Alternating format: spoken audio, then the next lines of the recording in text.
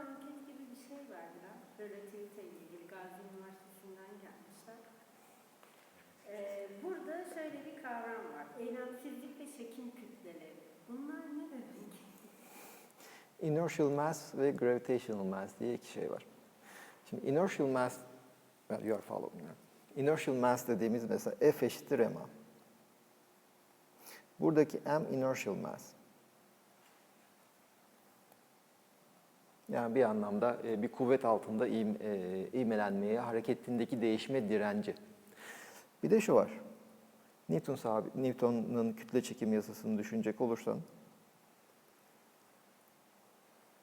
m1 m2 bölü r kare.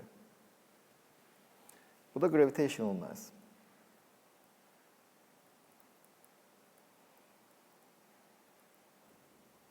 Bu da ne kadar kütle çekimi yarattığını belirliyor. Şimdi bu ikisinin aynı olması için hiçbir sebep yok. Ama ölçümlerimize göre bunların ikisi aynı.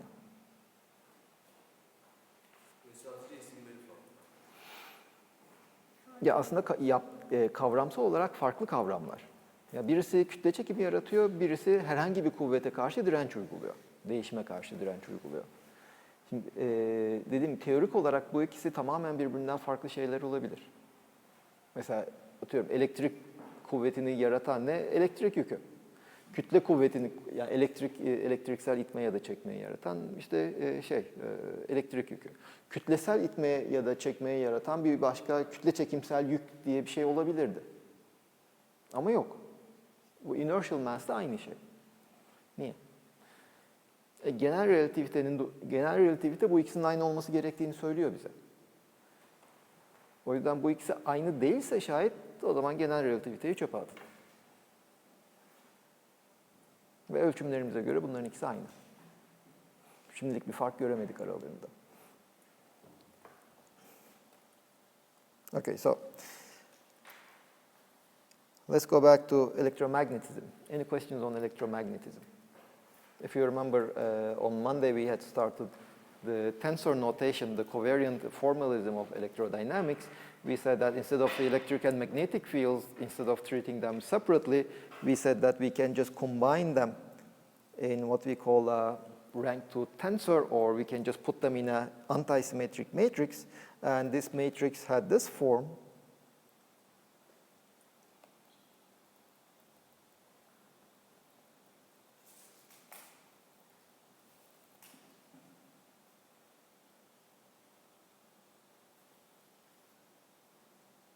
And it is antisymmetric.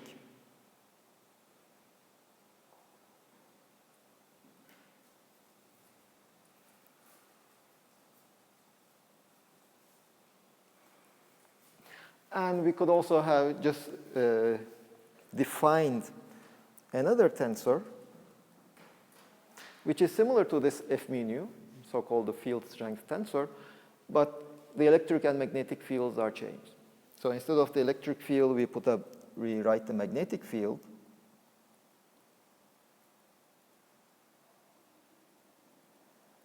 And instead of the magnetic field, we write minus the electric field.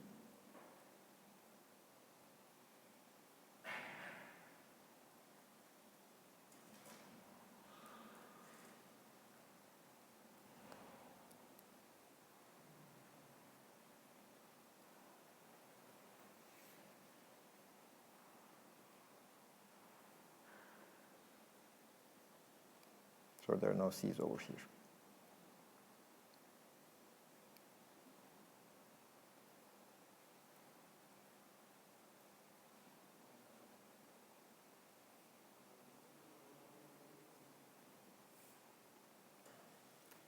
Now we can do this. If we do this, the transformation properties are just like ordinary products of four vectors, let's say. In a new reference frame, f prime mu nu will be just like lambda mu alpha, lambda nu beta, f alpha beta. You see, these lambda matrices, they just transform the components of one four vector from their values in one reference frame to their values in a different reference frame. So here, since we have two indices, we need to have two transformations. It's like the product of the components of two vectors. So that's why we have two of them, two of the transformation laws. And in terms of these F mu nu and G mu nu tensors, our Maxwell's equation takes a simple form. Del mu F mu nu is equal to minus mu 0 J nu, and del mu G mu nu, this is 0. Well, you see, G mu nu we obtain from F mu nu by just exchanging electric and magnetic fields, more or less. So the equation for G mu nu will be obtained by just replacing the electric charges with their corresponding magnetic charges. But there are no magnetic charges, so it's just 0. If we had some magnetic charges here, we would have some coefficient times the magnetic for current.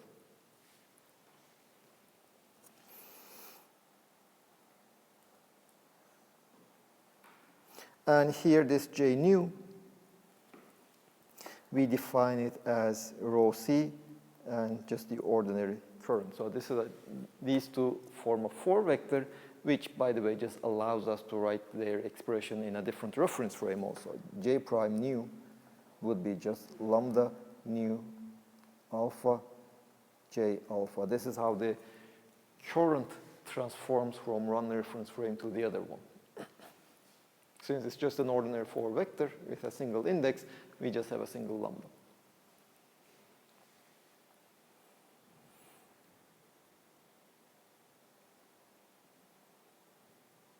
Now, any questions up to this point?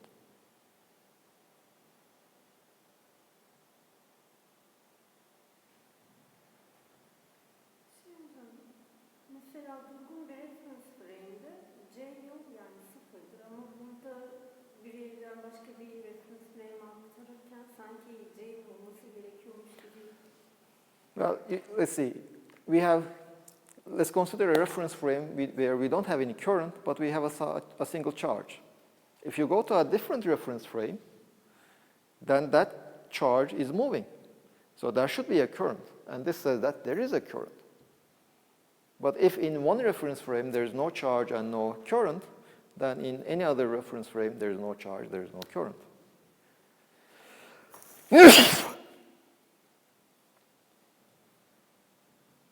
Yes, the current is just moving charges.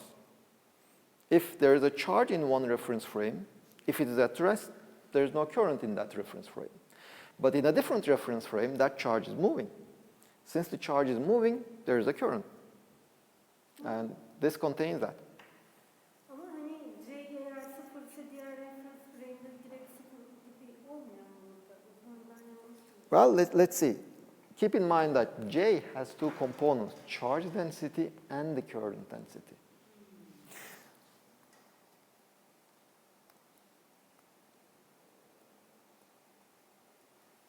Let's do an example.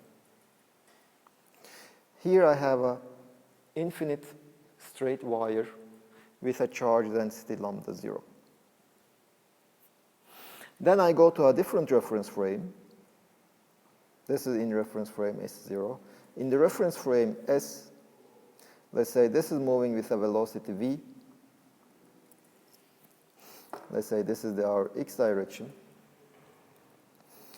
There is lambda, and there will be some current J. So what will they be?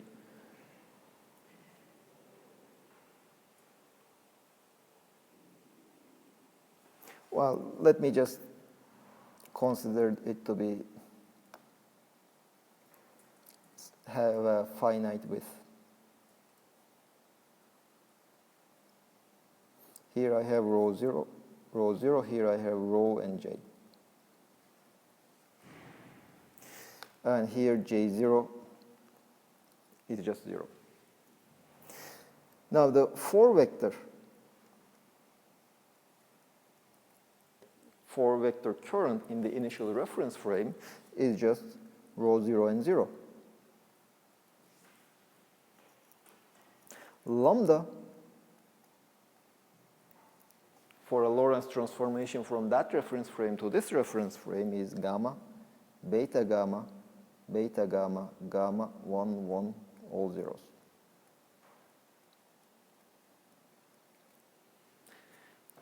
I didn't put a minus sign over here. If you remember our original definition, there is a minus sign over there. But with you see, beta, here I define it as V over C. You see, this reference frame is moving with a velocity minus V relative to that one. So that is why here there is no minus sign. So it should be minus V over C over there. So that's why I don't have a minus sign. Now let's write the current in the new reference frame. Let's start with J0. J0, sorry, this is rho 0 C. This is rho times C. This is the definition of J0. This is equal to lambda 0 mu, J mu in the other reference frame. This is lambda 0, 0, J mu in the J0 in the other reference frame, plus lambda 0, 1 times J1 in the other reference frame. You see, lambda 0, 2 is this component, that is 0, that is 0. This is gamma.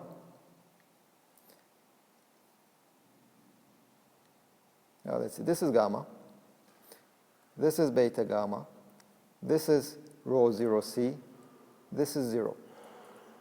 So rho times C is gamma rho 0 times C. Rho is equal to gamma rho 0. Well, this is what we already know, because if you go to a different reference frame, there will be a Lorentz contraction. So if you take some finite length, that length will carry a given amount of charge. In the new reference frame, the corresponding length will carry the same amount of charge, but the length is now shorter due to Lorentz contraction. And hence the charge density will be larger by a factor gamma.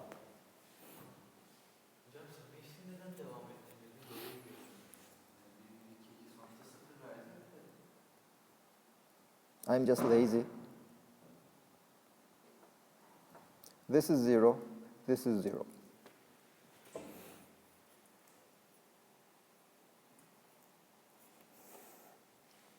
Now let's look at the current, J1.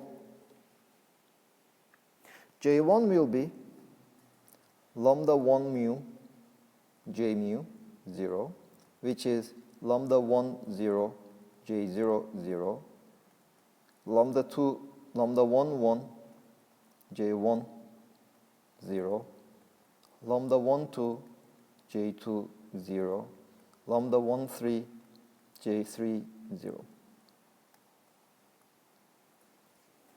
Well, let's write them out.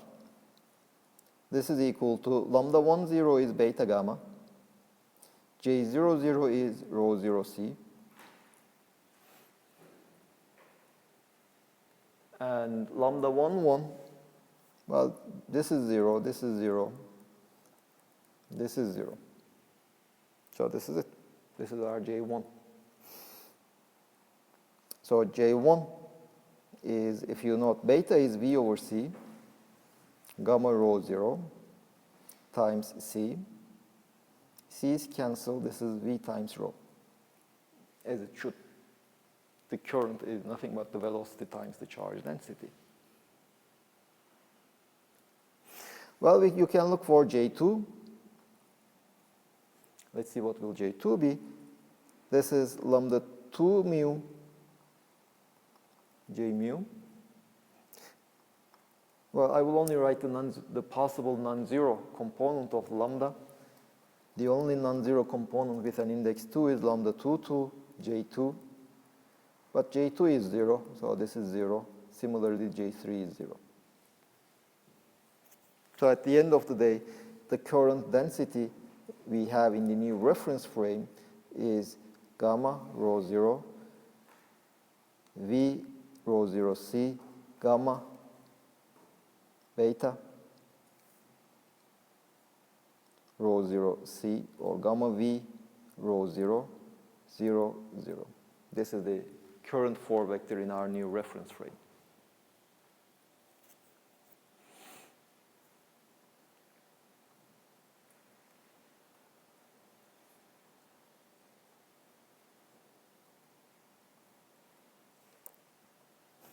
Okay, so there's no V.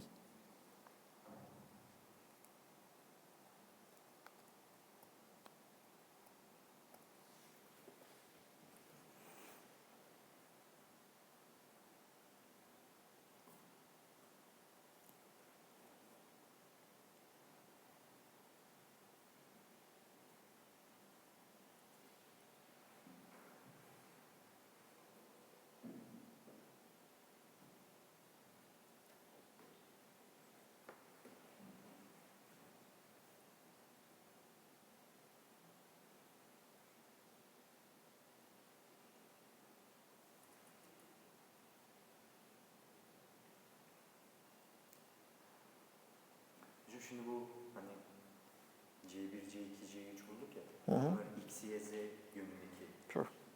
One is X, two is Y, three is Z most of the time.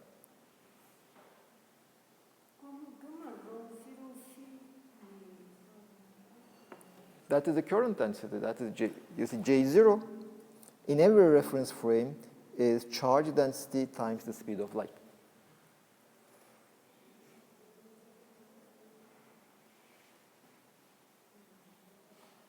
In defining the 4 vectors, we usually introduce factors of the speed of light, like C, just to match the units. For example, we have the 4 vector CT and R. This is a 4 vector with a C. So that CT and R, they have the same units. If you go back to our F mu nu tensor, or G mu nu tensor, E always comes with E over C, and B doesn't contain a factor of C, because E has the units of some speed times the magnetic field. So if you divide E by C, some kind of a speed, you get the unit of the magnetic field. Similarly, the 0 component of J0, the current 4 vector, is not the charge density, but it's the charge density times the speed of light.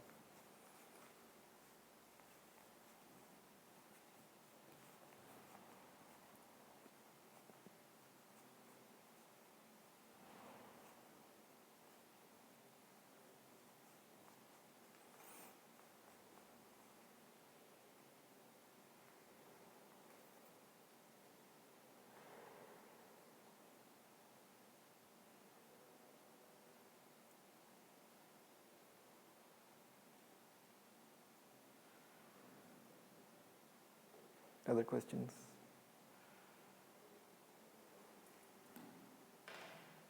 Ben anlamadım. Niye charge'ın sinirli C olduğunu yani neden böyle bir tanım yapıyoruz? Because we had seen... Because what we had shown actually, you see, we had defined this 4 vector eta mu, where this is x mu. Okay, we had this 4 vector. And so we know how it transforms.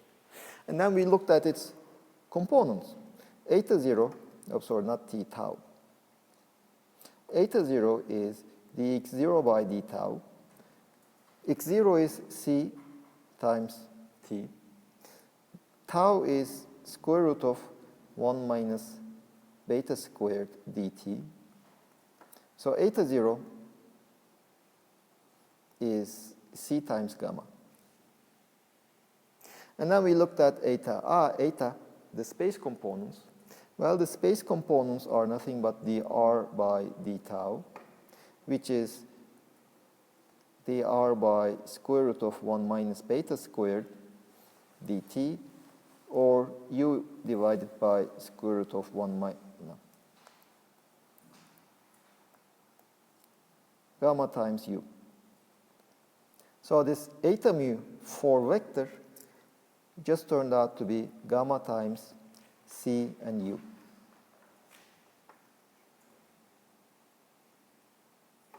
Now, 4 vectors are nice because they have simple properties under changing reference frames.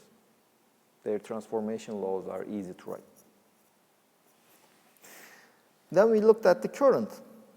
If you remember what we had done, we had looking for if we have a a very small charge density in a reference frame in which it is at rest, the charge density is at rest. In a different reference frame, we had said that, okay, this is now it corresponds to a charge density rho. It is moving with a speed u. And rho was nothing but rho 0 times gamma. And j was just rho times u, which is rho 0 u times gamma.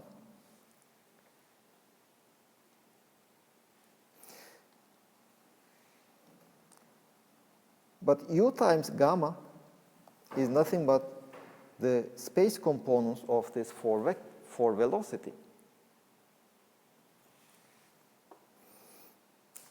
Whereas rho itself is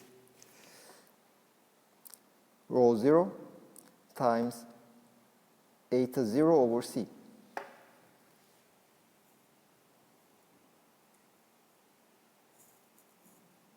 Because gamma, you see, gamma is nothing but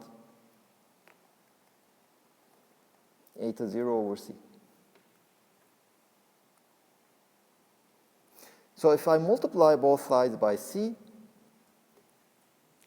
in that case I have j is rho 0 times the space components of this vector, and rho times c is just rho 0 times the time component of the same 4 vector. So if I just combine them, c rho and j, this is rho 0 times eta mu. Now with this factor c, these 4 elements, they form some scalar multiple of a 4 vector. That is why we are multiplying it by c to define the 0 component of that 4 vector. You see, the question is, well, we are already familiar with 3 vectors. So we are now trying to generalize these 3 vectors to 4 vectors. So what will be the 0 component? What should be the 0 component so that they transform just like the position and time 4 vector?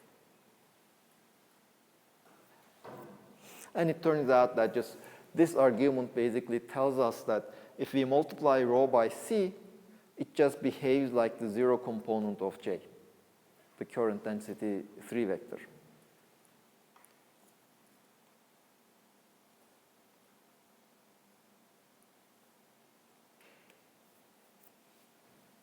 Now, for the time being, the question we are mainly asking is, how can we just write down a consistent framework in 4 dimensions?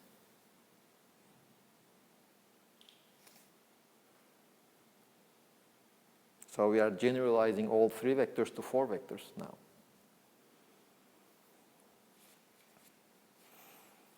We had the electric field, which was a 3 vector, magnetic field, which was a 3 vector. We had seen that we cannot generalize it to 4 vectors, but we can generalize it to a rank 2 tensor. So that is the first thing we did. In Maxwell's equation, we have the electric and magnetic field. So we had seen that we can generalize it to a rank 2 tensors in 4-dimensional space-time. So that was one of the steps we took. Then we said, okay, what about the Maxwell's equations? And then we had seen that the Maxwell's equations in this 4-dimensional notation can be written in this form, where this J nu, we have to identify J nu with this combination, these 4 numbers, with rho, the 0 element of this 4 vector has to be rho times c.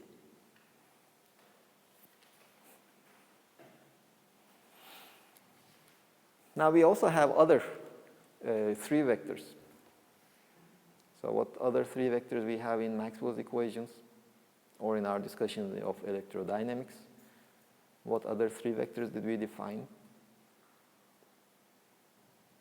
Now the electric and magnetic field, we already know how to write them in terms of the 4 components. The current density, We already know how to write them as a 4-vector. Charge density and the current density. What other vectors we have in using that's related with Maxwell's equations, electrodynamics?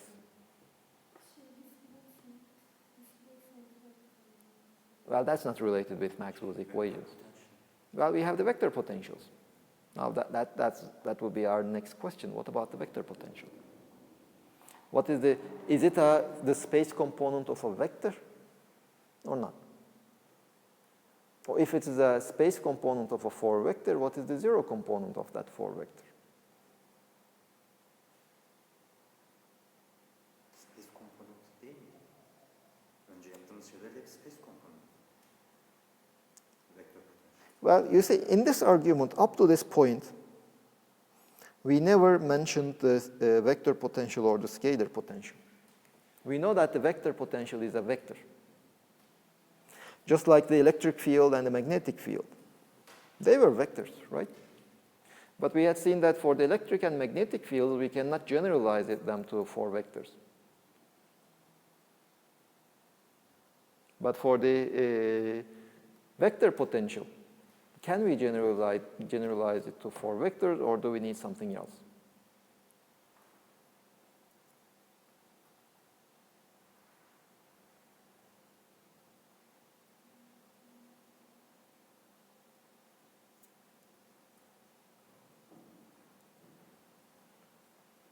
Scalar potential yani nasıl olacak? Kendisi bir vektör dediğim gibi. Well, you see, there's a hint already over here. The charge density is not a vector itself, but it's the 0 component of a 4-vector. So the guess would be, okay, we have the vector potential, which can be the space component, and then we also have the scalar potential, which might be the space component.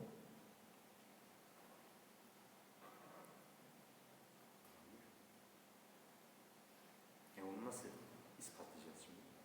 Yes, that's the question.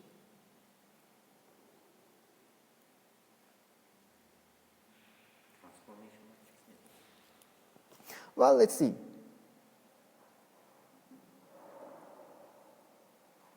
Now, there are a couple of things we can do. One of them might be, let's look at F mu. Let's look at the electric field component. F01 is Ex over C.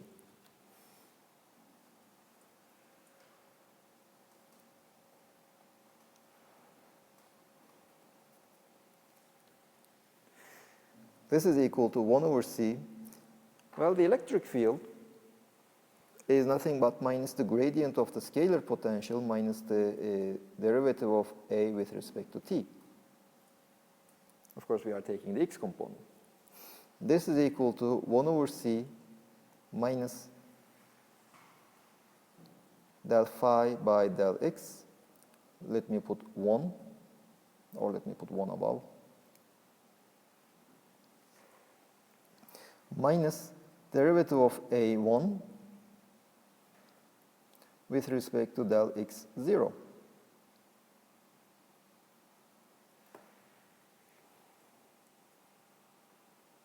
This is equal to minus del over del X1 phi plus del A1 divided by del, sorry, this is X0 over C.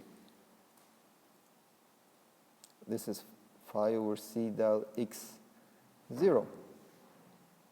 Or F01, this is equal to del A1 by del X0 minus del over del X1 phi over C.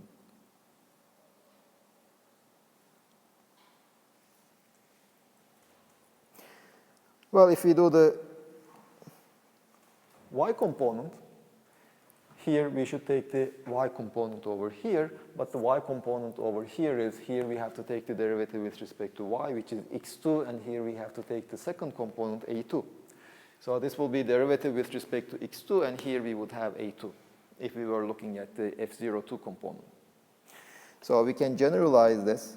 F0i is equal to derivative of ai with respect to x0 minus derivative with respect to xi of phi over c. Okay, just pay attention to one point. Here we have a minus sign. Here it is now a plus sign. The reason is that here the 0 was an upper index. Here it was the component of a covariant vector. Here it is the lower index, which is the component of a contravariant vector. Let me just correct one. Let me just mention one difference over here. If you look at your book, in your book there is no minus sign over there. But if you pay a bit more attention, here this derivative is with respect to the first index. In your book, the derivative is with respect to the second index. And since f mu nu is anti-symmetric, that's why I have the minus sign. The book doesn't have the minus sign. We are still writing exactly the same equation with the same conventions. Okay, now let's go back over here. At least for the electric field components, we have such a nice expression.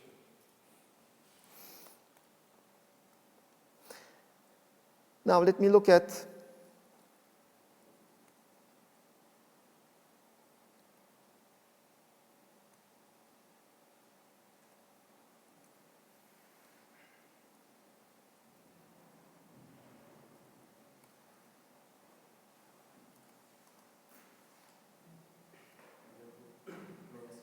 yes. For del over del x1, 1 is also the downward index. So why is it still? Well, you see, this is how we define the upper and the lower indices for the position space, for the position for vector. With an upper index, it is CT R.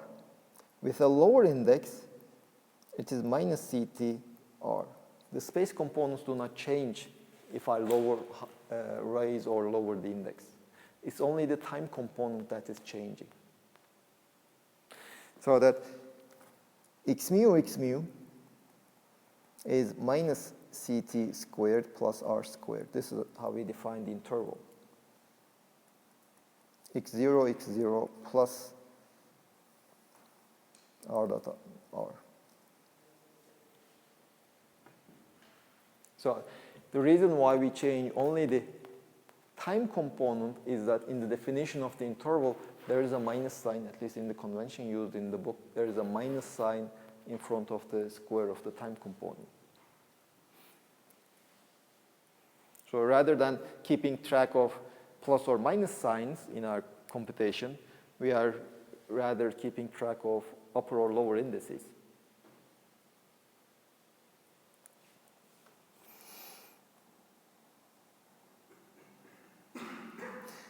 Now let's see F12. This is BZ. Over there. Well, this is the curl of A, the Z component. This is derivative with respect to x of AY minus derivative with respect to y of AX. This is derivative with respect to x1 of A2 minus derivative with respect to x2 of A1. Or if I put the derivatives with a lower index, sorry, this is A2, A1.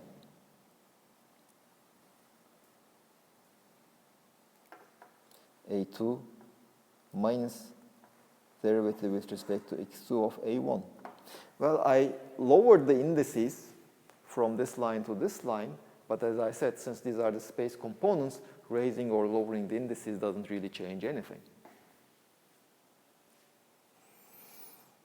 This is F12.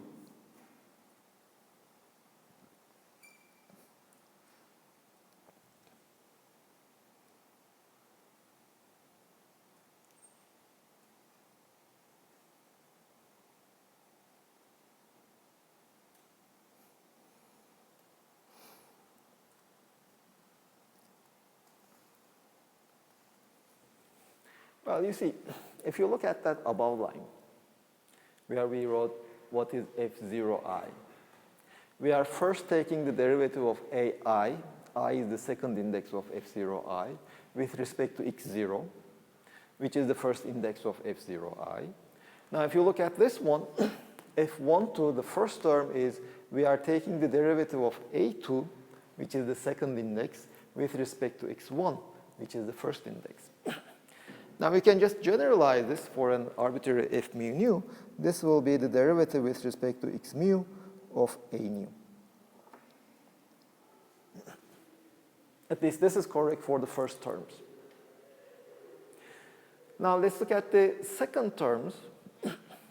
Well, for this one, it's kind of easy.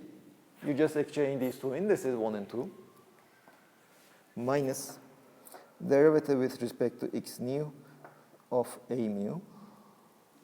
Well, it also has to have this form, because basically f mu nu, you see, if you change mu and nu, it is symmetric. It's anti-symmetric. It should change its sign.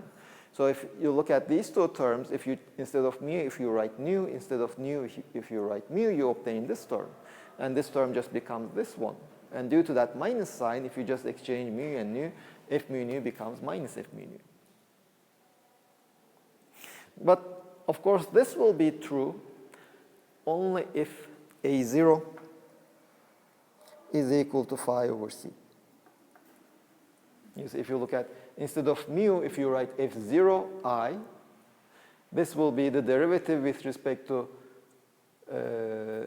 x0 of ai, that is the first term, minus the derivative with respect to xi of a0, but in the above expression, I have phi over c. So a0 has to be phi over c.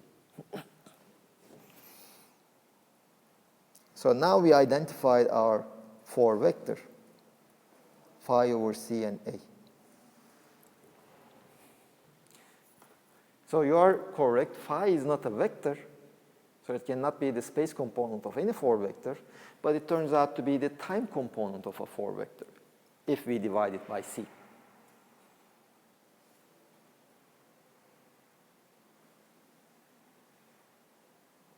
Şimdi bu hocam 4 vektör potansiyel mi? Yes. Potential 4 vector, or 4 vector potential. O zaman vektör olmayanların hepsini zeroth order'daki vektör gibi düşünebilir miyiz? Mesela rho da vektördür. Hani onu da bu şekilde düşünün. Not all the time. You see, here we had actually proven that rho times c is the zero component of some 4 vector. If you look at our discussion over here,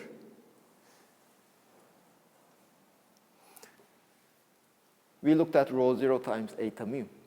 Eta mu is a 4 vector that we already know from our definition. And we then multiplied it with rho 0. It's the charge density in the frame in which our charges are at rest. And it turned out that the zero component of this 4 vector is rho times c in an arbitrary reference frame. So that proves that rho times c is the zero component of some 4 vector. And this argument over here, well, I'm not going to claim that it's an actual proof. But what I had shown is I can write f mu nu in this form. I already know that f mu nu is a rank 2 tensor. So it can be written as the product of the components of 2 vectors. This operator over here, it just acts like the vector, like our gradient operator. Gradient operator in 3 dimensions, we know that it acts like a vector in the sense that if you have a scalar function, take the gradient of it, it becomes a vector. It's as if we multiply the scalar function with a vector. If you have a vector field, if you can take its scalar product with this gradient operator, which we call the divergence, and then it becomes a number. So just in that sense, this just behaves like an ordinary 4 vector. So since this is this should be written in terms of the product of 2 4 vectors, this is one component of a 4 vector. This should be the other component of a 4 vector. So this kind of shows that a mu defined in this way should behave like a 4 vector.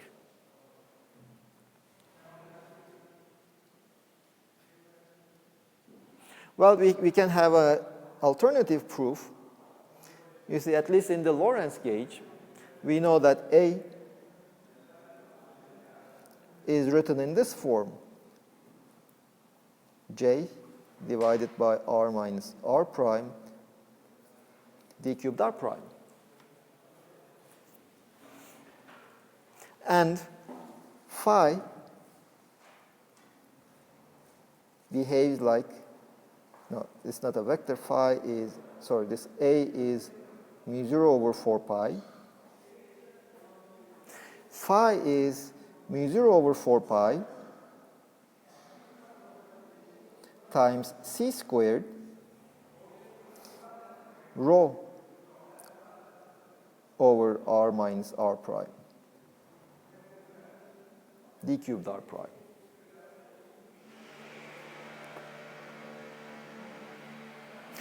Well, let me divide by c first, both sides, so this becomes just c. And let me move this c inside.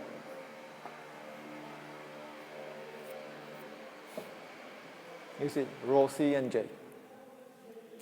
Rho c and j, they just make the 2 4 vectors.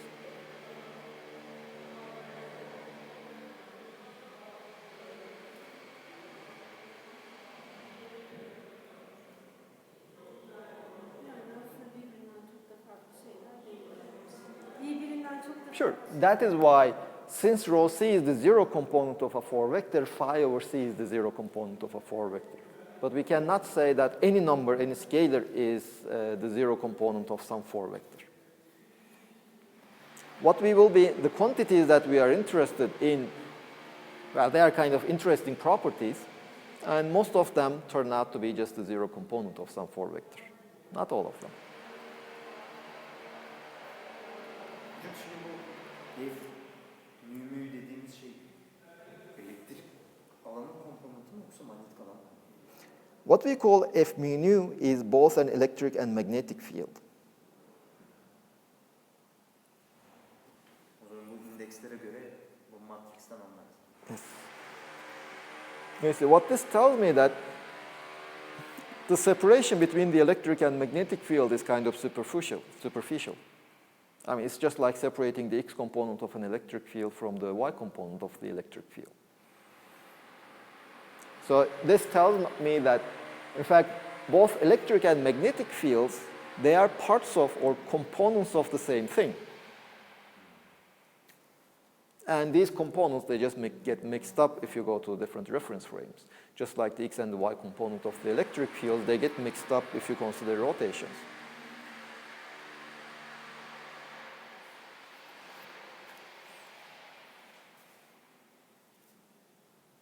Okay, let's give a break, a 10-minute break, and then we will continue. There's still one more vector which we didn't generalize to 4 vectors, which is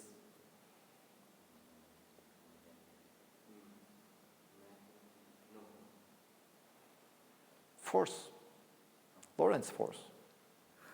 What's the Lorentz force, or the equation of motion for charged object in this notation?